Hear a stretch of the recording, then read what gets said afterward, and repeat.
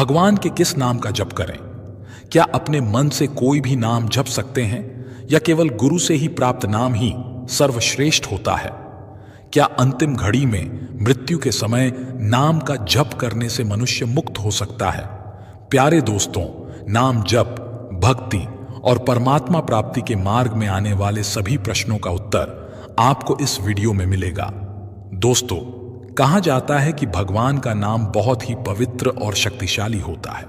रोज रोज नाम जप करने से व्यक्ति के जीवन के सभी दुख दर्द खत्म हो जाते हैं और उसे संसार से विदा होने पर मोक्ष की प्राप्ति होती है।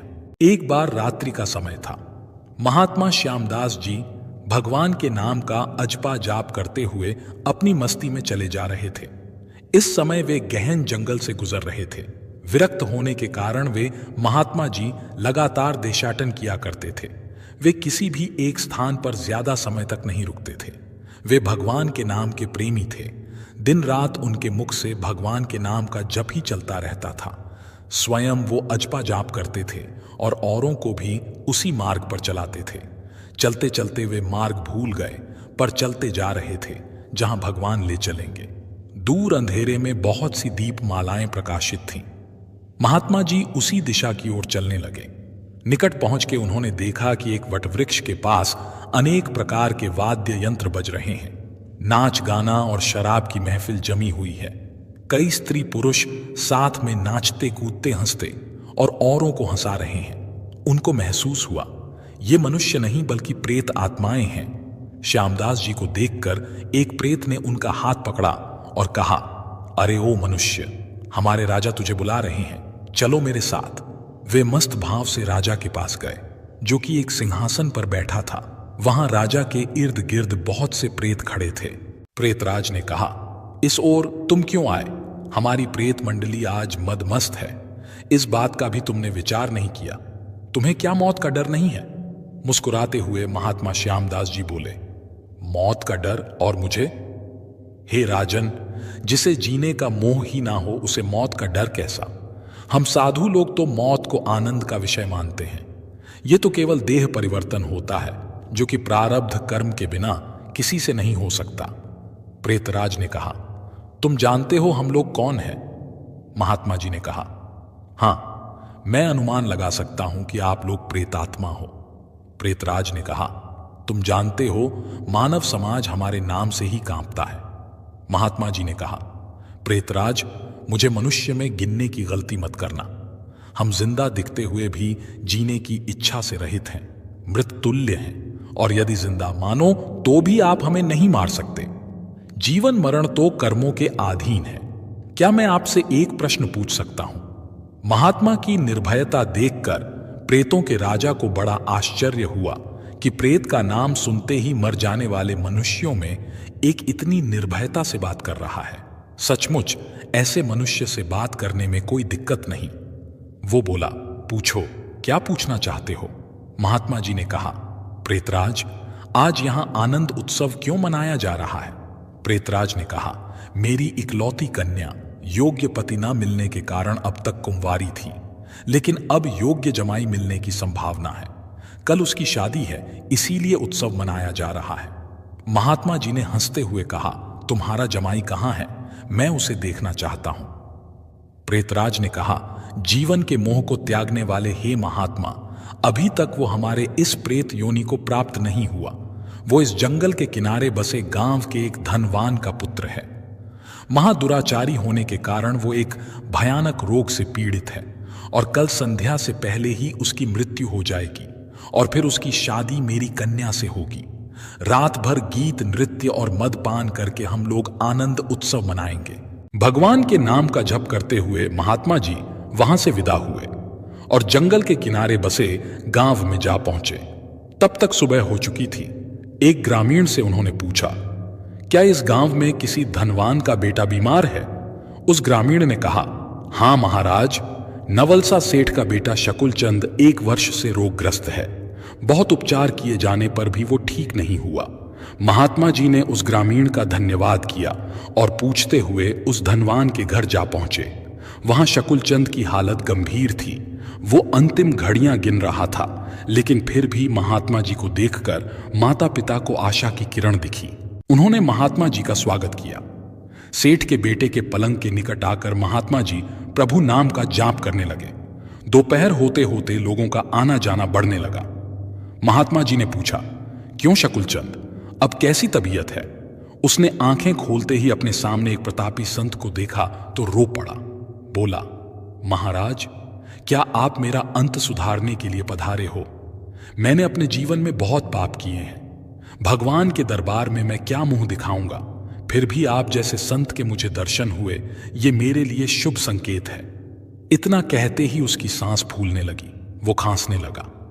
महात्मा जी ने कहा, बेटा निराश ना हो, भगवान का नाम तो पतित पावन है। तेरी ये अंतिम घड़ी है, अब काल से तुझे डरने की कोई जरूरत नहीं है। खूब शांति से अपनी तमाम चित्तवृत्तियों के वेग को रोककर भगवान के नाम के जप में अपने मन को लगाओ, अजपा जाप में लग जाओ, क्योंकि भगवान का नाम ब्रह्म हत्या आदि महापापों का नाश करने में समर्थ है। महात्मा जी ने शकुलचंद के कान में भगवान के नाम का उच्चारण किया। दिन ढलते ही शकुलचंद की बीमारी बढ़ने लगी। वैद्य हकीम बुलाए गए, भस्म आदि कीमती औषधियां दी गईं, किंतु अंतिम समय आ गया ये जानकर महात्मा जी ने थोड़ा नीचे झुककर उसके कान में फिर से भगवान का नाम लेने की याद दिलाई। भगवान के नाम का उच्चारण करते ही शकुलचंद के प्राण पखेरु उड़ गए। लोगों ने रोना धोना शुरू कर दिया। शमशान यात्रा की तैयारियां होने लगी। मौका पाकर के महात्मा जी वहां से चल दिए। नदी के तट पर आकर स्नान ध्यान करके नाम का स्मरण करते हुए वो वहां से रवाना हुए। शाम ढल चुकी थी। वे मध्य रात्रि के समय जंगल में फिर से उसी वट वृक्ष के नीचे जा पहुंचे जहां पर प्रेत समाज उपस्थित था। प्रेतराज सिंहासन पर हताश होकर के बैठा था। आज गीत नृत्य हास कुछ नहीं था। चारों ओर करुण कंदन हो रहा था। सभी प्रेत रो रहे थे। महात्मा जी ने पूछा, प्रेतराज, कल तो यहां बड़ा आनंद उत्सव हो रहा था, लेकिन आज शोक समुद्र लहरा रहा है, क्या कुछ अहित हो गया? प्रेतराज ने कहा, हां भाई, इसीलिए हम सब रो रहे हैं। हमारा तो सत्यानाश हो गया है। मेरी बेटी की आज शादी होने वाली थी, अब वो कुंवारी ही रहेगी। महात्मा जी ने पूछा, प्रेतराज, तुम्हारा जमाई तो आज मर गया है, फिर तुम्हारी बेटी कुंवारी क्यों रही? प्रेतराज ने चिढ़कर के कहा, यह सब तेरे पाप से हुआ है। मैं ही मूर्ख था जो मैंने कल तुझे सब कुछ बता दिया। तूने तो हमारा सत्यानाश कर दिया। महात्मा जी ने नम्र भाव से कहा, हे प्रेतराज, मैंने आपका अहित किया, ये मुझे समझ में नहीं आया, क्षमा करें। मुझे मेरी भूल बताओगे तो मैं दोबारा ऐसा नहीं करूंगा। प्रेतराज ने जलते हृदय से कहा, यहां से जाकर तूने उस मरने वाले शकुलचंद को नाम स्मरण का मार्ग बताया और अंत समय भी उसे भगवान का नाम कहलवाया। इससे उसका उद्धार हो गया और मेरी बेटी कुंवारी ही रह गई। महात्मा जी ने कहा, क्या सिर्फ एक बार नाम जप से वो प्रेत योनि से छूट गया? क्या आप सच कह रहे हो? प्रेतराज ने कहा, हां भाई, जो मनुष्य भगवान के नाम का जप करता है वो नाम जप के प्रताप से हमारी प्रेत योनि को कभी प्राप्त नहीं होता। और ये सच है कि भगवान के नाम जप में नर उद्धारणीय शक्ति होती है। भगवान के नाम जप का ये प्रताप सुनकर महात्मा जी प्रेम के आंसू बहाते हुए वहीं पर भाव समाधि में लीन हो गए और उनकी आंखें तब खुली जब वहां पर प्रेत समाज उपस्थित नहीं था। सूर्य की सुनहरी किरणें वट वृक्ष को शोभायमान कर रही थीं। महात्मा जी के वट वृक्ष के नीचे नाम जप करने से उन सभी प्रेत आत्माओं को मुक्ति मिल चुकी थी। महात्मा जी वहां से उठे और भगवान का स्मरण करते हुए अपने रास्ते पर चल दिए। कहते हैं कि नाम जप करने वाले व्यक्ति को उसके अभिमान, लालच, वासना, क्रोध और द्वेष जैसी भावनाओं का भी अंत हो जाता है। प्यारे सज्जनों, नाम जप से बढ़कर कोई साधना नहीं है। तुम जो चाहो सो करो, पर नाम लेते रहो, इसमें जरा सी भी भूल ना हो। मेरा सबसे यही पुकार पुकार के कहना है कि नाम जपते रहो। भवसागर से पार उतरने का सबसे श्रेष्ठ साधन है ध्यान, और ध्यान का आधार है नाम जप। नाम जप चलता फिरता परमात्मा है। ध्यान तो दिन में 2 घंटे ही करना होता और शेष समय में नाम जप ही सुलभ और श्रेष्ठ है। नाम जप की महिमा अतुलनीय है। नाम जप ईश्वरी शक्ति का आहार है। जैसे हम अतिथि को प्रसन्न करने के लिए स्वादिष्ट पकवान परोसते हैं, वैसे ही ईश्वर को रिझाने के लिए एकाग्रचित्त और श्रद्धा भाव से लय ताल युक्त किया हुआ नाम जप बहुत ही श्रेष्ठ आध्यात्मिक भोजन है। प्यारे दोस्तों, नाम जप मोक्ष को प्रदान करने वाला है। प्यारे दोस्तों, बड़भागी हैं वो लोग जो किसी तत्वव्यक्ता संत की खोज कर लेते हैं, गुरु सेवा और गुरु मंत्र का धन इकट्ठा कर लेते हैं, जिसको सरकार व मौत का बाप भी छीन नहीं सकता। मेरी ईश्वर से यही प्रार्थना है कि आप सबको भी वही धन मिले। आपको कथा मिली या रास्ता मिला, हम तो यही चाहते हैं कि आपको दोनों मिले, जो कि कई पुण्यात्माओं को मिला है। सभी संत महापुरुषों ने आत्म कल्याण के लिए सत्संग को ही सर्वोत्तम माना है। वैसे तो प्रत्येक सज्जन की संगति लाभदायक होती है, लेकिन जिन महापुरुषों ने अपने जीवन को परोपकार और ईश्वर चिंतन में ही लगाकर रखा है और सामाजिक प्रपंच को त्याग दिया है, उनके उपदेश सुनने अथवा उनके समीप बैठने से मनुष्य के विचारों और उसके आचार में निर्मलता आती है, उसकी बुद्धि शुद्ध हो जाती है। सत्संग के प्रभाव से ही मनुष्य को ज्ञान की प्राप्ति होती है और आत्म कल्याण के मार्ग पर वो अग्रसर होता है। कहा भी गया है कि कबीरा संगति साधु की हरे और की व्याध, ओछी संगत क्रूर की, आठों पारोपाद। आत्म सुख और परम शांति के लिए संत महापुरुषों का सत्संग परम आवश्यक है। इसके बिना जीवन का कोई आनंद नहीं पाया जा सकता। इस सत्संग के पुण्य लाभ के लिए ही नर देह को धारण करने के लिए देवता गण भी लालायित रहते हैं। प्यारे दोस्तों, एक बार का जिक्र है, एक बहुत बड़ा चोर था। जब मरने लगा तो उसने अपने बेटे को बुलाकर नसीहत दी, अगर तुझे चोरी करना है तो किसी महात्मा के सत्संग में, गुरुद्वारा, धर्मशाला या धर्मस्थल पर कभी मत जाना, इनसे दूर ही रहना। और दूसरी बात, अगर कभी पकड़े जाओ तो कभी ये मत मानना कि तुमने चोरी की है, चाहे कितनी भी मार पड़े, लेकिन मानना नहीं कि तुमने चोरी की है। लड़के ने कहा, जी सत्य वचन, मैं ऐसा ही करूंगा। इसके बाद वो चोर मर गया और लड़का रोज रात को चोरी करने लगा। एक बार उस लड़के ने चोरी करने के लिए किसी के घर में ताले तोड़े। घर वाले जाग गए, उन्होंने शोर मचा दिया। आगे पहरेदार खड़े थे, उन्होंने कहा, आने दो, बचकर कहां जाएगा, हम उसे जरूर पकड़ लेंगे। अब इधर घर वाले खड़े थे, उधर पहरेदार खड़े थे, चोर जाए तो किधर जाए। खैर, किसी तरह बचकर वो वहां से भाग निकला। रास्ते में गुरुद्वारा पड़ता था। उसे अपने पिता की सलाह याद थी कि गुरुद्वारे में नहीं जाना, लेकिन अब वो करे तो क्या करे। आखिर उसने सोचा कि मौका देखना चाहिए और वो गुरुद्वारे में चला गया। बाप का आज्ञाकारी बेटा था। उसने अपने कानों में अपनी दोनों उंगलियां डालीं ताकि सत्संग के वचन उसके कानों में ना पड़े, क्योंकि उसके पिता ने उसे मना कर रखा था कि सत्संग में नहीं जाना। तो उसने अपने कानों में अपनी दोनों उंगलियां डाल ली कि जिससे सत्संग वो ना सुन पाए। प्यारे दोस्तों, जो हमारा मन होता है वो अड़ियल घोड़े की तरह होता है, इसे जिधर से मोड़ो उधर ही जाने लगता है। कानों को बंद कर लेने पर भी चोर के कानों में ये वचन पड़ गए कि देवी देवताओं की परछाई नहीं होती। वहां पर सत्संग चल रहा था और इसने अपने कान बंद कर रखे थे, फिर भी उसके कान में थोड़ी सी आवाज पड़ ही गई कि देवी देवताओं की परछाई नहीं होती। उसके मन ने कहा कि परछाई चाहे हो या ना हो, मुझे क्या। फिर मैंने ये वचन जानबूझकर तो नहीं सुने, अनजाने में ही सुन लिए। उसने अपने पिता को सफाई देते हुए मन ही मन कहा कि मैंने जानबूझकर ये वचन नहीं सुने, ऐसे ही सुन लिए, मैंने तो कान बंद रखे थे। अब इधर घर वाले, उधर पहरेदार उसके पीछे लगे थे। किसी ने उनको बताया कि चोर इस गुरुद्वारे में गया है। गुरुद्वारे की जांच हुई तो वो चोर पकड़ा गया। प्यारे दोस्तों, उस चोर की पुलिस ने खूब पिटाई की, लेकिन वो नहीं माना कि उसने चोरी की है। आपको बता दें कि उस समय यह नियम था कि जब तक मुजरिम अपराध को स्वीकार ना करे तब तक उसे सजा नहीं दी जा सकती थी। आखिर उस चोर को राजा के सामने पेश किया गया। वहां भी उसे खूब मार पड़ी, लेकिन वो चोर था, वो मानने को तैयार ही नहीं था। उसने अपने पिता को वचन दे रखा था कि चाहे कितनी ही मार क्यों ना पड़े, वो नहीं मानेगा कि उसने चोरी की है।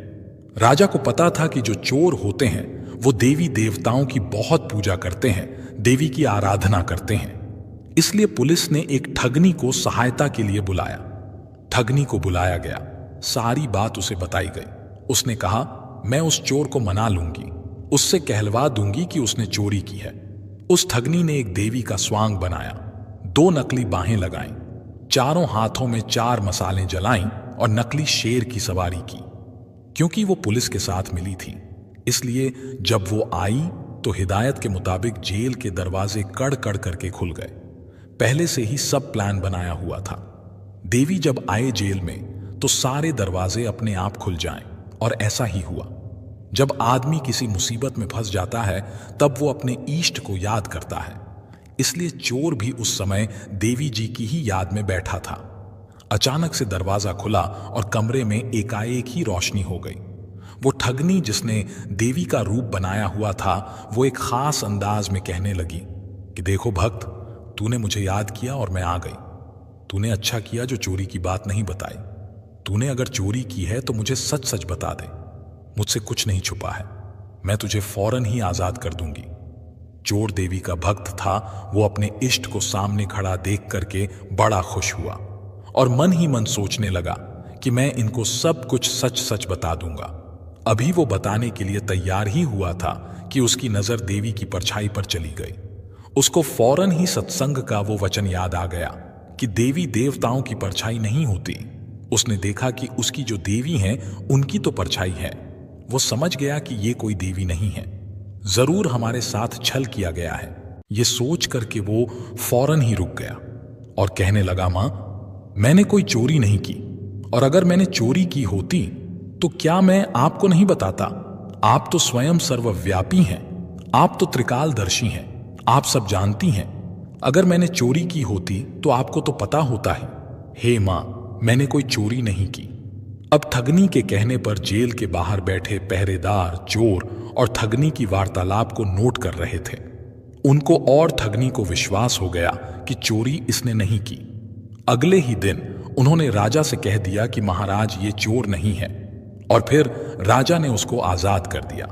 जब चोर आजाद हुआ तो सोचने लगा कि जब सत्संग का एक वचन सुना तो जेल से छूट गया। अगर सारी उम्र सुन लूं तो पता नहीं मुझे क्या क्या मिल जाए। जब उसके मन में यह ख्याल आया तब वो रोज सत्संग में जाने लगा, और चोरी जैसे काम भी उसने हमेशा हमेशा के लिए छोड़ दिए। उसने किसी संत महापुरुष की चरण शरण ले ली। इससे धीरे धीरे वो खुद भी एक संत महापुरुष बन गया। प्यारे दोस्तों, इसीलिए कहते हैं कि सत्संग के बराबर ना तो गंगा है, ना यमुना है, और ना ही कोई अन्य तीर्थ है। कलयुग में सत्संग ही सबसे बड़ा तीर्थ है। इसलिए सत्संग कीजिए महापुरुषों का, सत्संग कीजिए वेद वेदांतों का, धर्म ग्रंथों का। सबसे पहले अवलोकन कीजिए पवित्र भगवत गीता का। ईश्वर पर विश्वास उस बच्चे की तरह होना चाहिए जिसे पिता चाहे जैसे भी उछाले, लेकिन वो निश्चित होता है कि पिता उसे सुरक्षित पकड़ ही लेगा। इसी तरह जो लोग ईश्वर पर विश्वास करते हैं वह हर एक परिस्थिति में सकारात्मक रहते हुए अपना कर्म करते हैं और परिणाम ईश्वर पर छोड़ देते हैं। ईश्वर पर विश्वास करने वाले सुख दुख हर परिस्थिति में उनका स्मरण करते हैं और उसकी शक्ति पर उनका टूट विश्वास होता है। प्यारे दोस्तों, एक बार एक लड़का था जो दिन भर ईश्वर की भक्ति में ही लीन रहता था। ना वो घर का कोई काम करता और ना ही व्यापार धंधों में हाथ बटाता, लेकिन साधु संतों की खूब सेवा करता था। साधु संत हमेशा उसे आशीर्वाद देते कि उसे जीवन में खूब तरक्की मिले और ईश्वर के प्रति उसकी आस्था बनी रहे। लेकिन कोई काम धंधा ना करने के कारण उसका परिवार उससे बहुत परेशान था। जिस राज्य में वो लड़का रहता था वहां के राजा की कोई संतान नहीं थी और संतान प्राप्ति के लिए उसने बहुत से उपाय किए। एक बार उसे किसी ने बताया कि वो किसी नौजवान की बलि देगा तो उसे अवश्य ही संतान की प्राप्ति होगी। अब राजा के लिए समस्या थी कि बलि के लिए कोई नौजवान कहां से लाएं। उसने पूरे नगर में ढंढोरा पिटवाया कि जो भी माता पिता अपने नौजवान पुत्र को बलि के लिए देंगे तो उन्हें भरपूर धन संपदा दी जाएगी। जब ये बात उस लड़के के परिवार को पता चली तो उन्होंने निश्चय किया कि हम अपने पुत्र को राजा के पास भेज देते हैं, वैसे भी हमारे किसी काम का नहीं। सारा दिन ही ईश्वर की भक्ति और साधु संतों की सेवा में लगा रहता। इसके जाने से हमारे पास भरपूर धन वैभव आ जाएगा। लड़के को बलि के लिए राजा के पास भेजा गया। अगले दिन सुबह लड़के की बलि देने से पहले राजा ने उसकी अंतिम इच्छा पूछी। लड़के ने कहा, मुझे थोड़ी सी सूखी मिट्टी चाहिए। लड़के को मिट्टी दी गई। लड़के ने ईश्वर को याद करते हुए उस मिट्टी के 4 ढेर बनाए। इसके पश्चात उसने पहले के 3 ढेर तोड़ दिए और चौथे ढेर को उसने प्रणाम किया। लड़का बोला, हे राजन, अब आप मेरी बलि दे सकते हैं। राजा कहने लगा कि तुम मुझे पहले इस बात का भेद बताओ कि तुमने क्यों पहले 4 ढेर बनाए और फिर 3 ढेर तोड़ दिए और एक क्यों रहने दिया। लड़का कहने लगा, राजन, आप तो बस अब बलि ही दे दो। ये बात मेरे और ईश्वर के बीच की है, इसलिए इसे आप जानने को रहने दो। राजा बोला, ये मेरा आदेश है कि बताओ तुमने 3 ढेरियां क्यों तोड़ी और चौथा ढेर क्यों नहीं तोड़ा।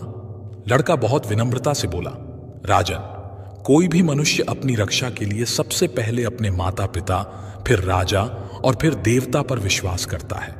लेकिन मेरे माता पिता ने तो स्वयं ही मुझे आपके पास बलि के लिए भेजा, इसीलिए मैंने पहली ढेरी, जो कि मेरे माता पिता के नाम की थी, वो तोड़ दी।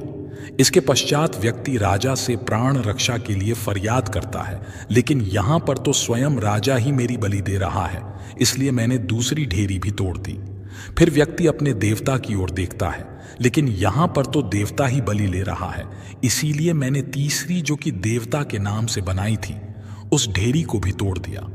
लेकिन अंतिम ढेरी मेरे उस ईश्वर पर विश्वास की है। मैंने अपने ईश्वर से कहा, मैं अपनी अंतिम सांस तक आप पर विश्वास करता रहूंगा, इसलिए मैंने चौथी ढेरी नहीं तोड़ी। लड़के की बात सुनकर राजा को आभास हुआ कि लड़का तो बहुत ही ज्ञानवान है। राजा ने उसकी बलि देने का विचार ही त्याग दिया। उस लड़के की ईश्वर के प्रति सच्चे विश्वास ने उस लड़के की आस्था को टूटने नहीं दिया और ईश्वर की कृपा से राजा का मन बदल गया। उसने लड़के को ही अपना उत्तराधिकारी घोषित कर दिया। इसीलिए तो कहते हैं, ईश्वर की भक्ति में असंभव दिखने वाली चीजें भी संभव हो जाती हैं। प्यारे दोस्तों, विश्वास में बहुत शक्ति होती है। ईश्वर पर किया गया विश्वास उसके बिगड़े हुए कामों को भी सही कर देता है, कठिन परिस्थितियों में उसकी मदद करता है। प्यारे दोस्तों, कई बार हमारे साथ भी ऐसा ही होता है। जब हमें लगता है कि अब कोई भी समाधान शेष नहीं बचा है, तब ईश्वर की कृपा से कुछ ऐसा हो जाता है जो हमारी सोच से परे हो।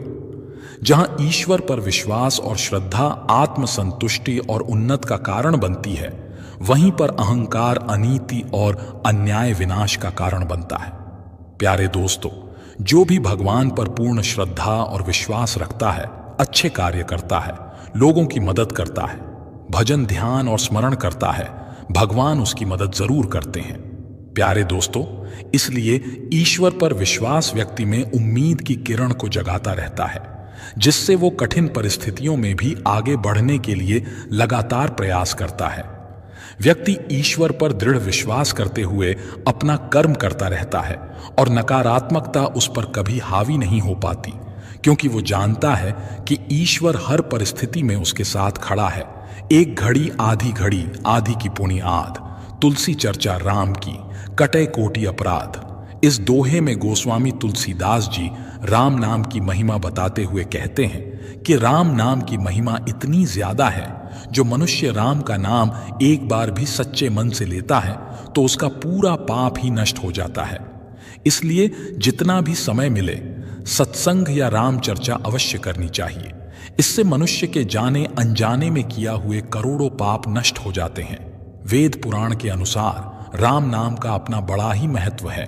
शास्त्रों में बताया गया है, कलयुग केवल नाम आधारा, सुमर सुमर नर उतरहि भव पारा।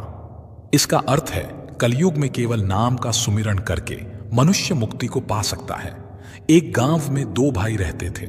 बड़ा भाई का स्वभाव बहुत ही दुष्ट था। वो रोज शराब पीता, जुआ खेलता, संत महात्माओं का अपमान करता और जीवन में हमेशा अधर्म का काम करता रहता था। इसके विपरीत उसका छोटा भाई बहुत ही सज्जन स्वभाव का था। छोटा भाई भगवत प्रेमी था। वो रोज भगवान की पूजा, संत महात्माओं का सत्कार, अतिथियों की सेवा, दान पुण्य जैसे सत्कर्म के कार्य हमेशा करता रहता था। बड़ा भाई छोटे भाई को ये सब करते देखता तो उसे बहुत ही गली गलौज करता और उसे मारता पीटता भी था। बड़ा भाई का ये स्वभाव देखकर छोटा भाई दुखी होने लगा।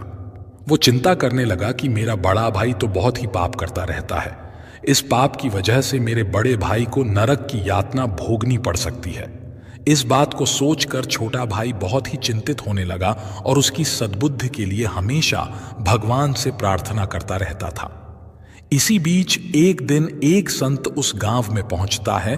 वो संत उस गांव में 3 दिनों तक गांव वालों को प्रवचन सुनाता रहा। जब छोटे भाई को संत की आने की सूचना मिली तब वो दौड़ते हुए संत के पास जाकर उसके चरणों में गिर जाता है।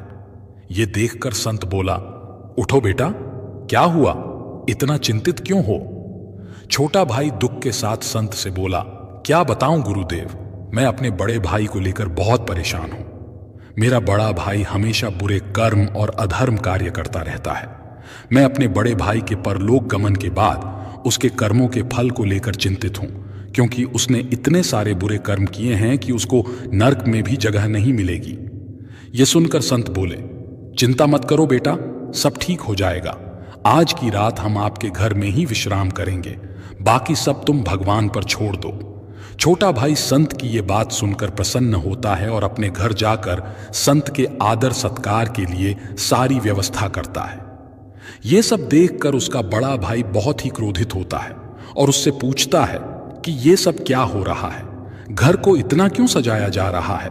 तब छोटा भाई संत के आने की सारी बात बताता है। इस पर बड़ा भाई बहुत ही क्रोधित होकर बोलता है कि तुम्हें पता नहीं है, मुझे ये सब पूजा पाठ, संत महात्मा का सत्संग बिल्कुल पसंद नहीं है। फिर तुमने उस संत को क्यों घर बुलाया? फिर छोटा भाई कहता है, भैया, मैं पूरे गांव वालों के बीच संत को हमारे घर में रात्रि विश्राम के लिए आमंत्रित कर चुका हूं। अगर आज मैं संत को मना करता हूं तो गांव में आपकी बदनामी होगी। बदनामी की बात सुनते ही बड़ा भाई संत को अपने घर में रात्रि विश्राम के लिए मान गया। यह सुनकर छोटा भाई बहुत ही प्रसन्न होता है। कुछ देर बाद उसके घर में संत आते हैं। संत को आते देखकर बड़ा भाई चुपचाप शराब पीकर अपने कमरे में चला जाता है। इधर उसका छोटा भाई संत को देखकर बहुत ही प्रसन्न होता है और बहुत ही बढ़िया ढंग से संत का आदर सत्कार करता है और भोजन भी कराता है। भोजन करने के बाद छोटे भाई के साथ संत जोर जोर से भजन करने लगते हैं। संत को जोर जोर से भजन करते सुन बड़े भाई को बहुत गुस्सा आया और शराब के नशे में संत को अपशब्द बोलने लगा। यह सुनकर संत को भी गुस्सा आया और उस दुष्ट बड़े भाई को जमीन में पटक कर पैरों से दबा देता है और कहता है, अरे दुष्ट, राम राम बोल नहीं तो खूब मारूंगा। दुष्ट कहता है, नहीं बोलूंगा। फिर संत कहता है, बोलना पड़ेगा। फिर दुष्ट कहता है, नहीं बोलूंगा। फिर संत कहता है, क्या नहीं बोलेगा? तब दुष्ट कहता है, मेरे प्राण भी निकल जाएं तब भी मैं राम राम नहीं कहूंगा। फिर संत कहता है, क्या नहीं बोलोगा? दुष्ट कहता है, मैं राम राम कभी नहीं बोलूंगा। दुष्ट के मुंह से राम राम शब्द नहीं बोलूंगा कहता सुनकर उसे छोड़ देता है और कहता है, चलो जैसा भी हो, तुमने अपने मुंह से राम राम तो बोला। बेटा, तुमने जो अभी राम राम एक बार बोला है, इसका मूल्य कभी भी मत लगाना, क्योंकि यही एक बार राम नाम तुम्हें मुक्ति दिलाएगा। ये कहकर संत वहां से चला जाता है। कुछ दिनों बाद दुष्ट रोग से ग्रसित होकर मर जाता है। यमराज के 2 भयानक रूप वाले दूत उसे लेने आते हैं, जिसे देखकर दुष्ट बहुत ही डर जाता है। यम का दूत उसे यमपाश में बांध लेता है। उसके बाद उसके पाप पुण्य का खाता खोलता है। यमदूत देखता है कि इस व्यक्ति ने जीवन भर पाप ही पाप किया है, परंतु जीवन में केवल एक बार ही राम का नाम लिया था। यमदूत उस दुष्ट से कहता है कि अरे पापी, तुमने जीवन भर पाप किया है, लेकिन एक बार गलती से राम का नाम लिया है, तो बताओ इसका क्या मूल्य लोगे? दुष्ट व्यक्ति को संत की बात याद आती है। संत ने कहा था कि राम नाम का कभी मोल मत लगाना। फिर दुष्ट व्यक्ति यमदूत से बोलता है कि हे यमदूत, इस राम नाम का मूल्य क्या है? यह सुनकर यमदूत असमंजस में पड़ गए कि एक बार राम नाम लेने का क्या मूल्य हो सकता है। यमदूत को समझ में नहीं आया। फिर वहां वो यमराज को बुलाता है। यमराज वहां पहुंचता है। यमदूतों ने यमराज को सारी बातें सुनाई, लेकिन यमराज भी एक बार राम कहने का मूल्य नहीं बता पाया। ये देखकर दुष्ट आदमी बहुत प्रश्न हो जाता है और मन ही मन संत को प्रणाम करता है। यमराज इसका मूल्य जानने के लिए उस दुष्ट आदमी को इंद्र के पास लेकर जाता है। यमराज इंद्रलोक में जाकर देवराज इंद्र को सारी बात बताता है, लेकिन इंद्र भी एक बार राम नाम लेने का मूल्य नहीं बता पाया। ये देखकर यमराज और भी ज्यादा परेशान हो जाता है। उसके बाद यमराज इसका मूल्य पूछने के लिए ब्रह्मा जी के पास जाने लगता है। यह देखकर दुष्ट की हिम्मत और बढ़ जाती है और वो पैदल नहीं चलने के लिए कहता है और अपने लिए पालकी मंगा लेता है और उसमें बैठ जाता है। यमराज इंद्र सहित सभी लोग ब्रह्मदेव के पास जाते हैं। यमराज ब्रह्मदेव को सारी बातें सुनाता है, लेकिन ब्रह्मदेव भी एक बार राम कहने का मूल्य नहीं बता पाए। इसके बाद सभी देवता कैलाश पर्वत में बैठे महादेव के पास जाते हैं और उनसे पूछते हैं कि हे महादेव, आप तो रात दिन राम राम जपते रहते हैं, तो बताइए एक बार राम नाम लेने का क्या मूल्य है। महादेव भी संकोच में पड़ गए और बोले, मैं तो रोज राम नाम जपता हूं, लेकिन मुझे भी इसका मूल्य पता नहीं है। फिर भगवान शंकर कहते हैं, इसका जवाब तो केवल श्री राम ही दे सकते हैं। चलो श्री राम के पास ही जाकर पूछते हैं। सभी लोग राम के पास अयोध्या जाते हैं। श्री राम अचानक सभी देवताओं को उसे दुष्ट आदमी को पालकी में उठाकर लाते देखकर सोचने लगे कि ये कोई बहुत ही ज्यादा पुण्य आत्मा है जो इसे सारे देवता गण पालकी में सम्मान के साथ ला रहे हैं। सभी देवता श्री राम के पास आते हैं और पूछते हैं कि हे प्रभु, इस आदमी ने जीवन भर पाप किया है, लेकिन एक बार गलती से राम कहा है और ये उसका मूल्य मांग रहा है, लेकिन हम सबको आपके इस नाम का मूल्य पता नहीं है। तब श्री राम कहते हैं, इसका मूल्य मुझे भी पता नहीं है, लेकिन इसका प्रभाव मुझे प्रत्यक्ष दिख रहा है। दुष्ट पापी ने जीवन भर पाप कर्म किया है, लेकिन गलती से एक बार राम कहा है, उसको सभी देवता सम्मान के साथ पालकी में बिठाकर घुमा रहे हैं। इससे बड़ा राम नाम का प्रमाण और क्या हो सकता है। दोस्तों, आपको इस कथा के मध्य से श्री राम नाम का महत्व जरूर समझ में आ गया होगा। मुझे सुनने के लिए धन्यवाद।